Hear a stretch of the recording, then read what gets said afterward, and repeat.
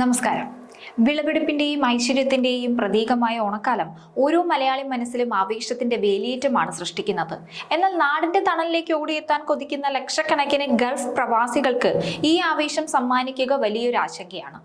മാതൃരാജ്യത്തോടും പ്രിയപ്പെട്ടവരോടുമുള്ള സ്നേഹം മുതലെടുത്ത് വിമാന കമ്പനികൾ ഈ സീസണിൽ നടത്തുന്ന ഭീമമായ നിരക്ക് വർധനവ് പ്രവാസികളുടെ സന്തോഷത്തെ കെടുത്തിക്കളയുന്നു. കഷ്ടപ്പെട്ട് സമ്പാദിക്കുന്ന തുക മുഴുവൻ യാത്രാ ചെലവിനായി മാറ്റിവെക്കേണ്ടി വരുന്ന പ്രവാസി സമൂഹത്തിന്റെ ഈ യാത്രാ ദുരിതം എന്തുകൊണ്ടൊരു തുടർക്കഥയായി മാറുന്നു? അങ്ങനെ ഒരു ചോദ്യമാണ് ഇപ്പോൾ ഉയരുന്നത്. ടിക്കറ്റ് നിരക്ക് കുത്തനെ കൂട്ടി പ്രവാസികൾക്ക് ഇരുട്ടടി നൽകുകയാണ് വിമാന കമ്പനികൾ.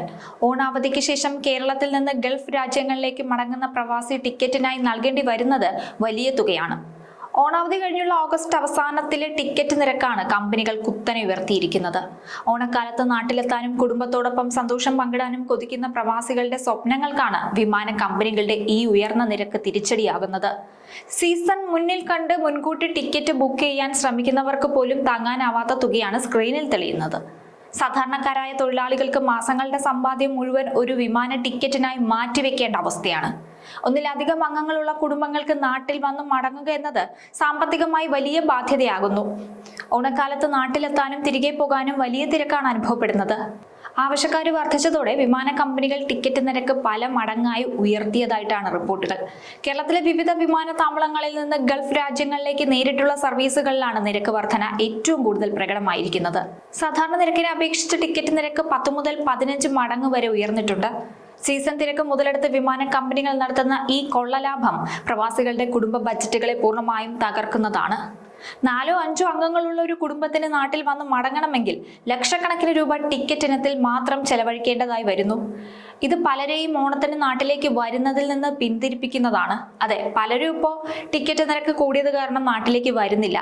സീസൺ കഴിഞ്ഞിട്ട് വരാമെന്ന തീരുമാനത്തിലാണ് ചിലരുള്ളത്. എന്നാൽ മറ്റു ചിലരാണെങ്കിൽ നിശ്ചിത സമയത്തിനുള്ളിൽ ജോലി സ്ഥലത്ത് തിരികെ എത്തേണ്ടതിനാലും ലീവ് നീട്ടി ലഭിക്കാത്തതിനാലും എത്ര ഉയർന്ന തുക നൽകിയും ടിക്കറ്റ് എടുക്കാൻ നിർബന്ധിതരാകുന്നു. നിശ്ചിത ലീവ് കഴിഞ്ഞാൽ തൊഴിൽ സുരക്ഷിതത്വത്തിനായി എത്രയും വേഗം ജോലി സ്ഥലത്ത് എത്തണം പലർക്കും.